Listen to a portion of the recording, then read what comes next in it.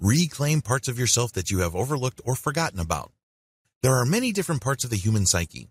There are many different faces that make up who we are. When you leave your home, you are different people to the different individuals you meet. You're somebody's brother or sister. Then you are somebody's boss or somebody's employee or somebody's contractor. On and on it goes. We're different people to the people we find ourselves in different situations. We may be in the same place, but at different times. We're different people, or we are different people at the same time, but at different places. In other words, we're different people in terms of time and space. What happens to these identities? It's as if you're wearing all these different masks with different angles on them. How do you reconcile all of this? Unfortunately, as I've mentioned, we live in a world of specialization.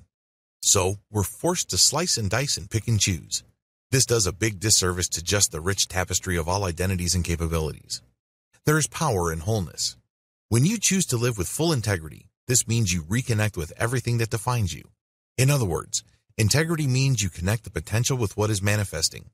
You reconcile what you desire with what you are producing. This requires introspection and a whole lot of honesty. This means you reconnect with everything that defines you. There's the physical you, the biochemical you, the emotional you, the spiritual you, the psychological you, the cultural you, the relational you. I can go on and on. Unfortunately, a lot of us just focus on one thing and one thing alone. In fact, there's a lot of us who define ourselves as one-dimensional human beings.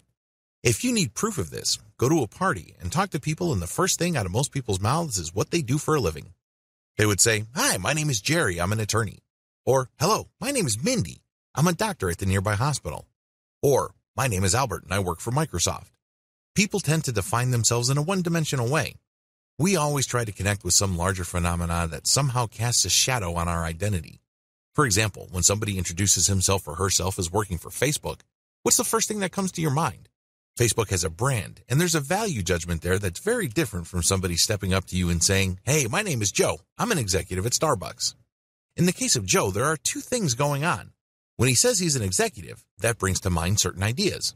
And when they say Starbucks, that also brings a whole other set of issues. Unfortunately, a lot of us are just focused on one thing. We become one-dimensional. It's as if we're walking cartoons. And the worst part to all of this is we don't even realize it. If we're lucky, we get up to 2 or even 3 of these factors in terms of us defining ourselves. That doesn't even come close. By restricting ourselves to the kind of identity we have, we let go of a lot of our connections to the rest of the natural world. This is why we suffer. This is why we feel incomplete. This is why we feel so susceptible to stress, to changing to situations, and to the vagaries of life. This is why we struggle.